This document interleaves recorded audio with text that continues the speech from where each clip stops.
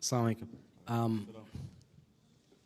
Sheikh Zadan earlier today mentioned that when we take hadiths, we have to look at our predecessors, their explanation on it.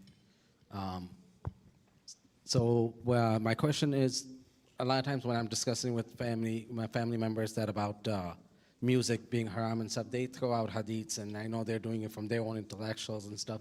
Can you touch base on some of those hadiths and how to respond to that? They talk about. Sheikh Uthman, he just gave an extensive lecture about the music and the issues of it, so I give it to him.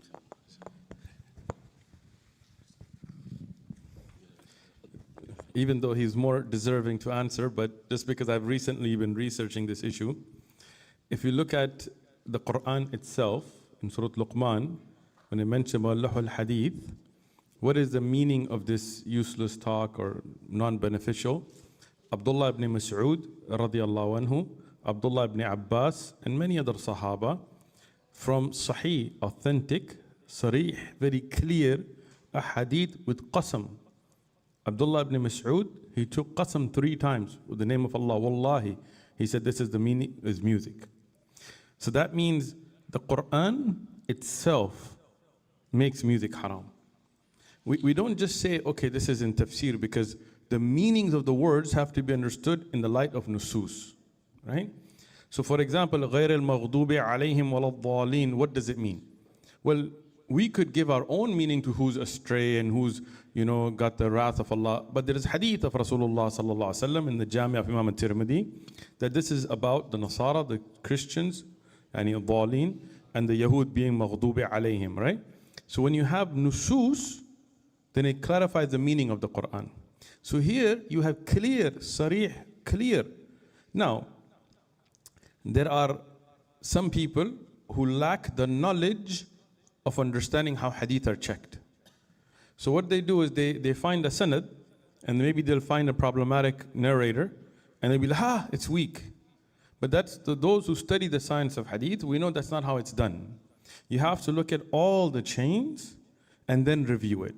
And Shaykh al-Albani rahmatullah alayh, in his Silsila Hadith al-Sahihah, he discusses this, looking at all the asanid, and he says this is sahih. And if you don't want to accept him, if you go back to Al-Hakim, Imam Al-Hakim, who wrote Mustadrak ala Sahihain, he also brings the actual chain, reviews it, and says this is sahih. Al-Dhahabi, who checks up on him, also says it's sahih.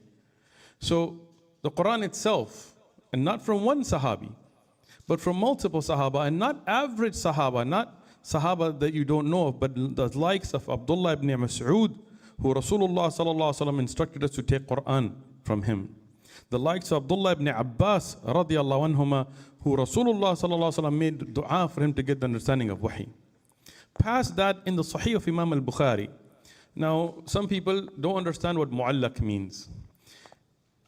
The Sahih of Imam Bukhari, at times, he brings a hadith without a chain, because he uses it in the way of bringing the introduction of the chapter. This is his skill. Instead of saying chapter this, he'll use the wording of a hadith, but then he won't have the chain with it. That's mu'allaq. Okay? Now, sometimes those mu'allaq hadith are not considered a part of Bukhari. But there is a hadith in the Sahih of Imam al-Bukhari where he brings the chain. And even if somebody takes it to show that he repeated it, Ibn Hajar Asqalani in Fath al-Bari discusses this hadith and says, no doubt it's authentic, where Rasulullah sallallahu alaihi wasallam said, a time will come where people will make things that are haram into halal, and he gave the example of alcohol, khamar, and the wearing of silk for men, and he gave the example of music. Now you see the tashbih here from Rasulullah sallallahu alaihi wasallam.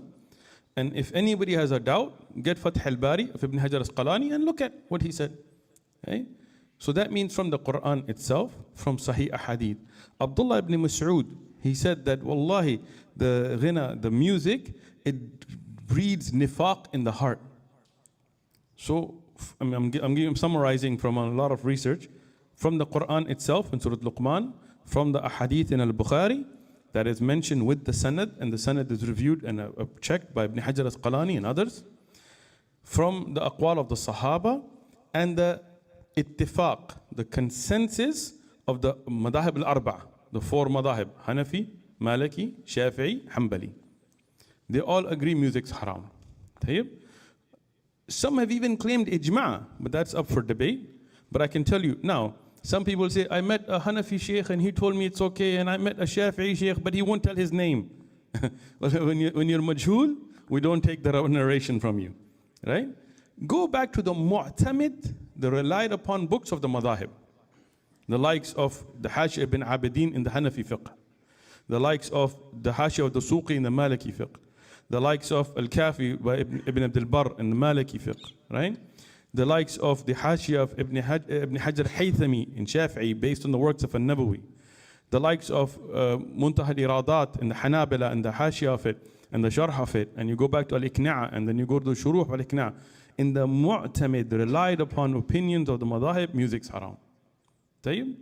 So now, it's quite sad when people, having that clear evidence, want to go around it for their own desires.